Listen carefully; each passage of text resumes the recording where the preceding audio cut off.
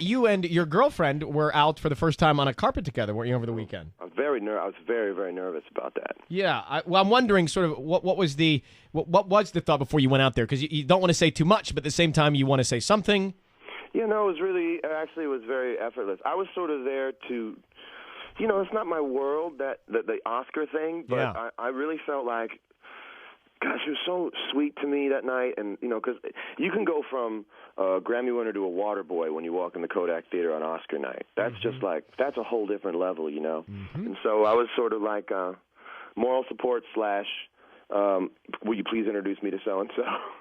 So it was really, really fun, and here's the thing, and this is where you and I pretend we're at a Mexican restaurant. It's like, as men, we're incredibly sensitive about the decisions that we make with the women that we're with. And it's like, I'm the kind of person, like, if I'm going out with a friend who's bringing a woman, and that friend brings another friend, and I have to sit on one side of the table with that other person I don't know, I have a terrible time because I always feel like people look by going like, oh, look who he's with. Like, the whole thing is very odd to me. Like, I maybe need to grow up or something. So the idea of, like, walking down a red carpet is such – because that forever, like, I basically stepped into the picture frame of, like, Hollywood. Like, for one night, I put on the most amazing suit, and I, like, entered into the picture frame. You have to really be with someone that has your back in that situation. Mm-hmm. You know what I mean? Mm-hmm.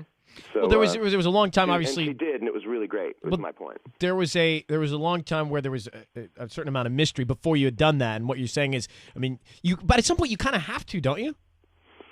I don't know that you ever have to, but at some point you feel comfortable enough. You feel comfortable enough to do it. That I want to make, and I'm going to go have a good time, and I think a year is a pretty good period of time with which to say, yeah, let's go have a really, really good time at the Oscars. I like the poised, peaceful John Mayer that's with us right now. Well, it's a 7-something John Mayer. Seven-time Grammy winner. I answered the phone. I got your breakfast on the way up. By now it's cooked. It's on the way. Thank you very much. We're coming up to the penthouse. We can't get in. Thank you very much. John Mayer with us, and details on the Mayercraft 2 cruise, as well as the VH1 Save the Music event up online. You can check that out, ryanseacrest.com and kissfm.com.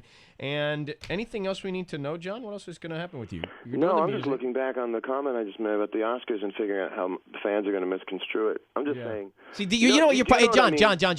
Your brain, you're too cerebral. Your brain works too much. You just got to stop overthinking some of this stuff. I can't. But you know what? It's part of your. Record's about. That's what the new record's about, and that's what every record's been about. It's overthinking. Which is overthinking everything, and I'd rather be the guy who leaves a party and tears himself to pieces, going, "I spent too long with De Niro." But you're going to make yourself crazy forever if you keep doing that. What's that? You're going to make yourself crazy forever if you keep doing that. You can't. If by crazy you mean rich. I'll talk to you later. Thanks. See you, man.